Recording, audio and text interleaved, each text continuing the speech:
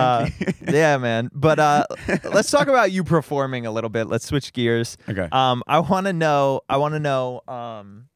What is the funniest or most crude sign you've ever seen somebody holding up for you? Well, I think being in a band that sang the song "I'm Glad You Came," you can only imagine. I didn't even think of that. Some of the signs that we used to get. I think I've been quite. Well, I think over and over again. Kind of. There's stuff you can do with that as well. These girls just make everything dirty. People get creative, and you know what? I found out. This generation is filth. Honestly, sometimes I'll be speaking to. I'd be like, "What would your mother say? Like if she saw it, does she know you have this sign?" And then they're like, "Oh no." One time I turned around and I was like, "What would your mother say? Does she know you have this sign?" And she turned around and she went, "Yeah, she helped me make it." And I was like, "What?"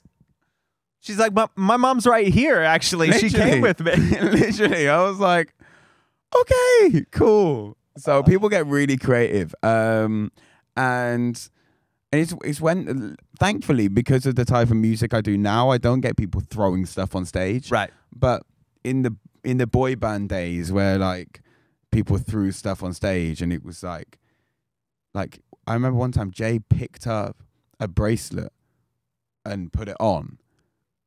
Carnage. Like I was like ducking past all these bracelets flying on stage, and everyone was like, "Oh, if Jay's going to put on that one bracelet, surely everyone else is going to put all of them on." Right. So people were just throwing stuff. I think if someone walked into that gig at that point, people would have thought that people were trying to cart us off stage. Yeah. But it's thankfully not so much anymore with the throwing stuff, because I don't like dodging stuff on stage. Yeah. Apart from bad notes.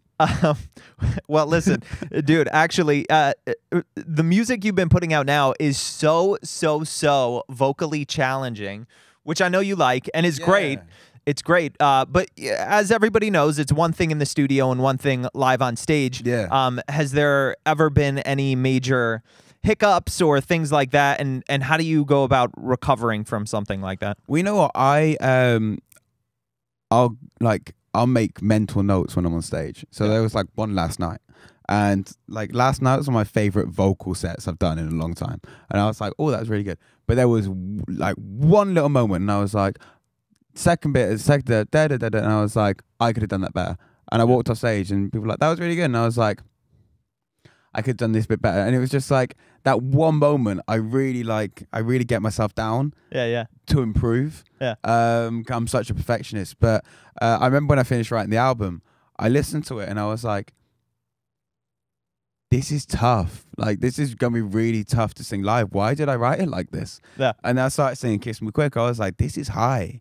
Like, really high. But so I think it's just about kind of just being sensible and just making sure everything's in a comfortable place for you to sing live, without kind of completely ruining the song and bringing it down like 7 keys. So I think it's about protecting yourself as an artist and protecting yourself vocally as well. Because you don't want to be like screaming every night, like dangerous stuff. But with the album, like I'm so proud of how adventurous I got with the vocals. Yeah.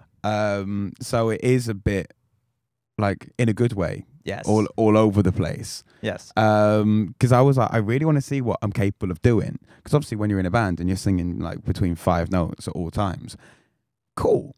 But then I was like, I wonder what happened if I took a song over like 3 octaves. I was like, why not? Let's try it. So we started trying stuff like that in the studio, and then it turned into a really tough album to sing. So it's definitely fun live. That's great. But I like to challenge myself and hopefully rise to the occasion. That's great. Before we wrap up, Greg, where's my phone over there? We're gonna do some. I got some questions off Twitter for you. I found the like dirtiest, most like ones you're gonna hate. So this'll be great. But going back to your point before we get into this, do you obviously still have a vocal coach, right?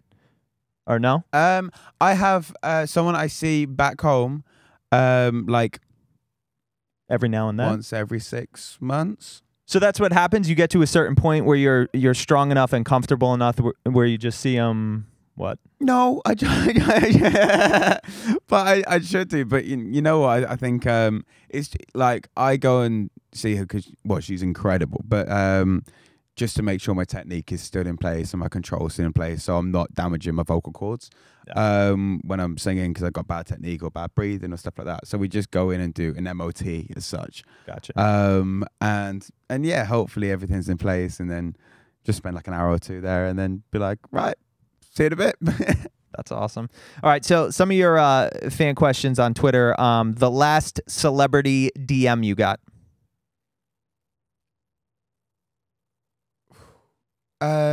You're like, no one DMs me. I was like, no one DMs me. The last, who did I get a DM off? I don't know. I don't know. What about the last celebrity you DM'd? No, you know what? It's like when I think it's randomly when you're out and you see people. Yeah. Not enough to be like, oh, we're friends and we're hanging out. So it's when you kind of see them out in a club or something and be like, hey, good to see you tonight or something like that. So you kind of acknowledge.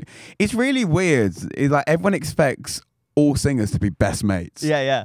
But it's like you're there with your mates, they're there with their mates. But then people still expect you to spend the whole night together and be inseparable just because you're singers. Right. So there is that thing of like, hello, fellow singer. Good to see you. So it's a bit strange.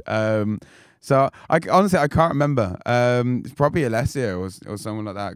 Just being like, I'm so excited for the tour. Cool. The last, I don't know if this person means like maybe when you were sick or drunk, but the last time when you threw up. I don't know. That's kind of gross. That's kind of nasty. Who would want to know that? Who sat there in an office or at school?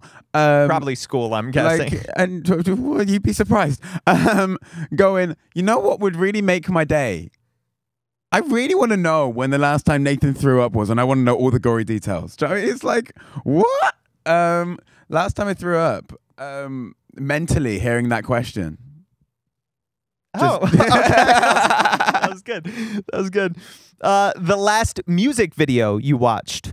The last music video I watched. Well, I was on a video shoot the other day, and I was watching my own video back. Oh, cool. Like genuinely, that was because I was kind of watching it being pieced together and going, oh, we're missing this, we're missing that, we need to get this shot to get this, and it's gonna be hopefully.